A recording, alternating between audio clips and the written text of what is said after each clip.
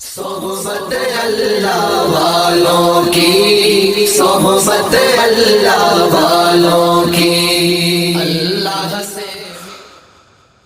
السلام علیکم ورحمۃ اللہ وبرکاتہ۔ بسم اللہ الرحمن الرحیم۔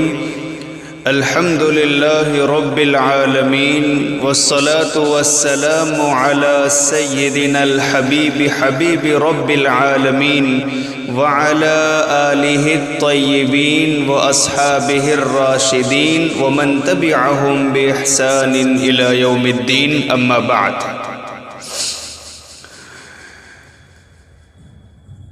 حضرت لقمان حکیم نے اپنے بیٹے کو بہت پیاری نصیحت فرمائی۔ فرمایا، بیٹے، حلال کمائی کے ذریعے اپنی تنگ دستی دور کرنا، اپنی غربت، اپنی غریبی حلال کمائی کے ذریعے دور کرنا، کیونکہ جو تنگ دست ہوتا ہے، غریب ہوتا ہے، اس میں تین باتیں پیدا ہو جاتی ہیں۔ ایک دینی کمزوری، نمبر دو علمی کمزوری، نمبر تین بے مروتی۔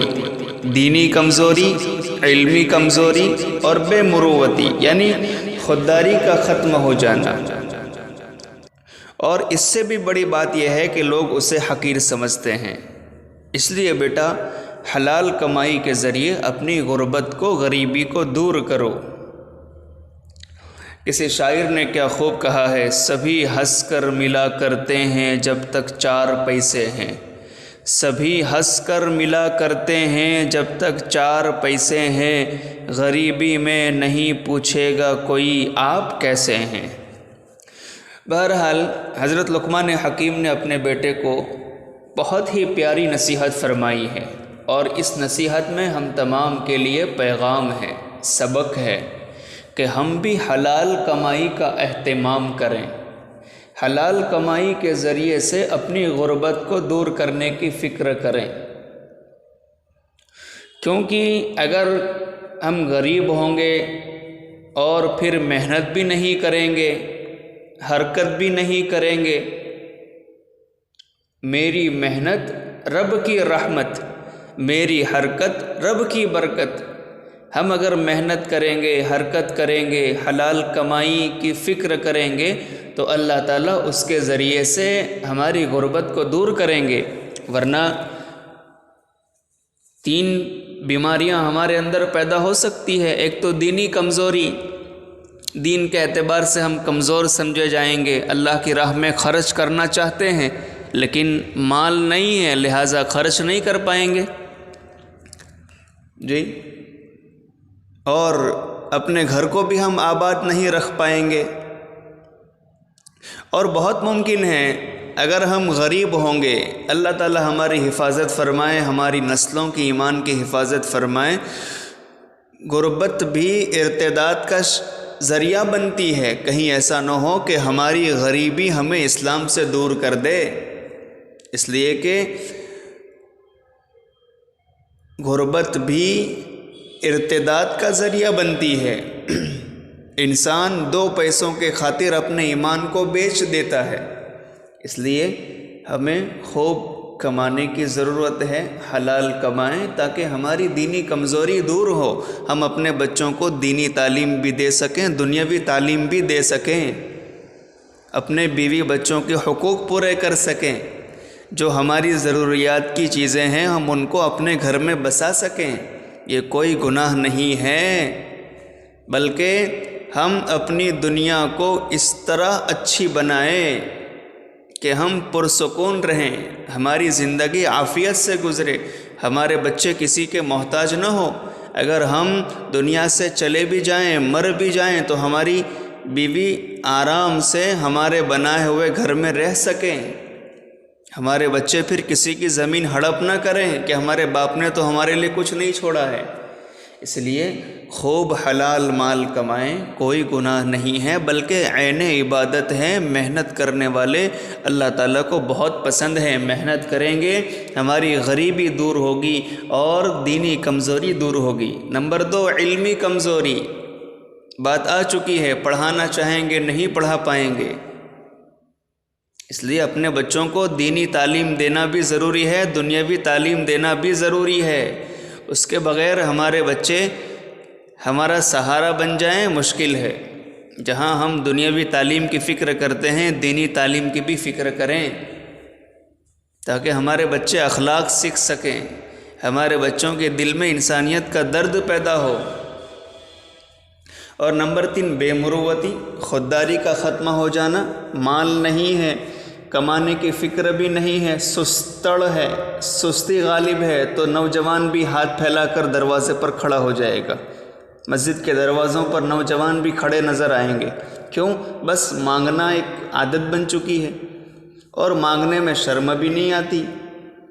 ہاں، اگر کوئی واقعی محتاج ہے، بہت ضرورت مند ہے، بچے اس کے نافرمان نکلے ہیں، اب اس کا کوئی آسمان کی چھت کے نیچے زمین کے فرش پر سہارا نہیں ہے، اور وہ لوگوں سے اپنی ضرورت کا سوال کر رہا ہے، تو یہ بات سمجھ میں آتی ہے۔ مگر نوجوان بھی ہاتھ پھیلا کر کھڑے ہو جائیں، ان پر سستی غالب آ جائے، وہ اپنی نوجوانی کی طاقت کو اپنی ذلت اور اپنے آپ کو بے عزت کرنے میں خرچ کریں، یہ بات سمجھ میں نہیں آتی ہے۔ اور لقمان حکیم فرماتے، اس سے بھی بڑی بات یہ ہے کہ لوگ اسے حقیر سمجھتے ہیں، لوگ اسے ذلیل سمجھتے ہیں کہ کمانے کی طاقت ہے مگر گھر پر بیٹھا رہتا ہے، کمانے کی طاقت ہے پھر بھی لوگوں کے سامنے ہاتھ پھیلاتا ہے اور اپنے آپ کو رسوا کرتا ہے، اپنے گھر والوں کو بھی بے عزت کرتا ہے۔ جیسے شاعر نے کہا، سبھی ہنس کر ملا کرتے ہیں جب تک 4 پیسے ہیں، جب 4 پیسے جیب میں ہوں گے تھوڑی واہ واہ ہوگی، شہرت ہوگی، بڑے مالدار ہے، زمیندار ہے، سب کچھ ہے، لیکن غریبے میں نہیں پوچھے گا کوئی آپ کیسے ہیں، غریبی میں کوئی نہیں پوچھے گا کہ آپ کیسے ہیں، کیا حال ہے، سب ٹھیک ٹھاک ہے یا نہیں ہے۔ اس لیے ہم اپنی فکر کریں، اپنے گھر کو آباد کرنے کی فکر کریں، خوب کمائیں، حلال کمانے کا اہتمام کریں، اللہ رب العزت سے دعائیں بھی کریں کہ اے مہربان رب، آپ ہمیں عافیت والی زندگی عطا فرمائیے، پرسکون گھر عطا فرمائیے، اور حلال کمائی کا بہترین انتظام فرمائیے، تاکہ ہماری زندگی ایسی ہو کہ ہماری زندگی آپ کو پسند آئے، ہماری زندگی صحیح معنوں میں بندگی والی ہو، ہم عزت والی زندگی گزار سکیں، میرے انتقال کے بعد ہمارے بیوی بچے کسی کے محتاج نہ بنیں، اس کی ضرورت ہے۔ اور یہ وقت کی اور سماج کی وہ بہت ہی اہم ضرورت ہے جس کے سبب آج ہمارا سماج اجڑتا جا رہا ہے۔ سستی غالب آ چکی ہے، بس جس حال میں رہتے ہیں اسی حال میں رہنا چاہتے ہیں، نہیں اپنا ذاتی گھر ہو اس کی بھی فکر ہو، لیکن کسی کی زمین ہڑپ کر کے گھر نہیں بنانا ہے، کسی کا مال چوری نہیں کرنا ہے، اس کو بھی سمجھنے کی ضرورت ہے۔ تو حضرت لقمان حکیم نے اپنے بیٹے سے بہت پیاری نصیحت فرمائی کہ بیٹے، حلال کمائی کے ذریعے اپنی غریبی دور کر، کیونکہ جو غریب ہوتا ہے، تنگ دست ہوتا ہے، اس میں 3 باتیں پیدا ہو جاتی ہے، دینی کمزوری، علمی کمزوری، بے مروتی، اس میں سے خودداری ختم ہو جاتی ہے، وہ اپنے آپ کو ذلیل کر دیتا ہے لیکن اس کو احساس نہیں ہوتا ہے کہ میں ذلیل کر رہا ہوں، اور اس سے بھی بڑی بات یہ ہے کہ لوگ اس کو حقیر سمجھنا شروع کر دیتے ہیں۔ تو بہرحال آج گلدستہ احادیث کی 3 جلد کا مطالعہ کر رہا تھا تو حضرت لقمان حکیم کا یہ قول میری نظر سے گزرا، اس میں ہمارے لیے بہت بڑا پیغام ہے، مناسب سمجھ کر میں آپ تک حضرت لقمان حکیم کی یہ بات شیئر کرنا چاہتا ہوں اور اپنا درد دل آپ کو سنانا چاہتا ہوں۔ کاش کہ یہ بات ہماری سمجھ میں آ جائے۔ اللہ تعالیٰ سے دعا ہے کہ اللہ تعالیٰ ہم تمام کو حلال کمائی کی اہمیت سمجھنے کی توفیق عطا فرمائے اور حرام کمائی سے ہم سب کی حفاظت فرمائے، اور اللہ تعالیٰ حلال کمائی کی برکتیں ہمیں عطا فرمائیں۔ اگر ہم اپنے بچوں کو حرام کھلا رہے ہیں تو سمجھ لیں کہ حرام کھلائیں گے، پہلا مرض، پہلی بیماری، پہلی بے برکتی یہ ہوگی کہ ہمارا دل مردہ ہو جائے گا، اعمال کی توفیق چھین لی جائے گی، اور تیسرا وبال یہ آئے گا کہ بچے کھائیں گے، بچے نافرمان بنیں گے، چوتھا وبال یہ آئے گا زندگی بھر حرام کھاتا رہا، تو پھر موت کے وقت بھی زبان پر کلمہ طیبہ جاری نہیں ہوگا، اور 5واں وبال یہ ہوگا دعائیں بھی قبول نہیں ہوگی۔ اور اگر حلال کمائیں گے زندگی پرسکون ہو جائے گی، دل زندہ ہو جائے گا، اعمال کی توفیق ملے گی، دعائیں قبول ہوگی، موت کے وقت زبان پر کلمہ طیبہ جاری ہوگا، عزتیں ملے گی، ہم اللہ کے محبوب بندے بنیں گے۔